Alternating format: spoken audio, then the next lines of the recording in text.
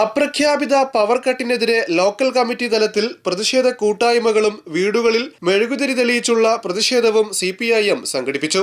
നാടിനെ ഇരുട്ടിലാക്കുന്ന UDF നയത്തിനെതിരെയും വൈദ്യുതി മേഖലയിലെ പ്രതിസന്ധി പരിഹരിക്കാത്ത അനാസ്ഥക്കെതിരെയുമാണ് പ്രതിഷേധ വെളിച്ചം എന്ന പേരിൽ മെഴുകുതിരി തെളിയിച്ച് പ്രതിഷേധം സംഘടിപ്പിച്ചത്.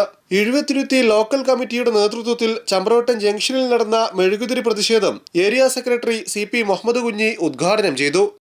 കഴിഞ്ഞ 10 വർഷക്കാലമായി കേരളത്തിൽ ഒരു പ്രയാസവുമില്ലാതെ എല്ലാ ജനങ്ങൾക്കും ആവശ്യമായ വൈദ്യുതി ലഭ്യമാക്കുന്നതിനും ഒരു തരത്തിലുള്ള പവർ കട്ടോ ലോഡ് ഷെഡിങ്ങോ ഇല്ലാതെ ഇവിടുത്തെ ജനജീവിതം സുഗമമായി പോയിക്കൊണ്ടിരിക്കുകയായിരുന്നു. കൂടാതെ നമ്മുടെ നാട്ടിലെ വ്യാപാര സ്ഥാപനങ്ങൾ, വ്യവസായ സ്ഥാപനങ്ങൾ, മറ്റു സംരംഭങ്ങൾ ഒരാൾക്കും ഒരല്ലലുമില്ലാതെ കഴിഞ്ഞ 10 വർഷക്കാലം കൃത്യമായ പ്ലാനിങ്ങിലൂടെ, കൃത്യമായ ആസൂത്രണ തികവിലൂടെ മുന്നോട്ട് പോയിരുന്നതാണ് കഴിഞ്ഞ 2 മാസമായിട്ട് വലിയ പ്രതിസന്ധിയിലേക്ക് ഈ കേരളത്തെ കൊണ്ടുവന്നിരിക്കുന്നത്.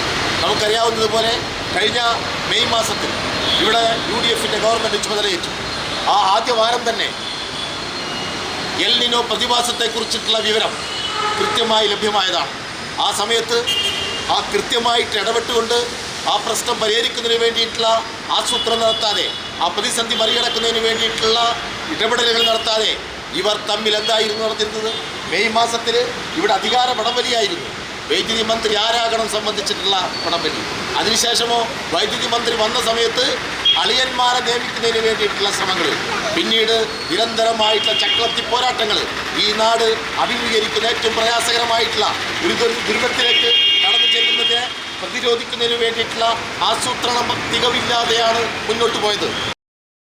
VP Prabeesh, K Divakaran, K Mohanan, PV Latheef എന്നിവർ സംസാരിച്ചു.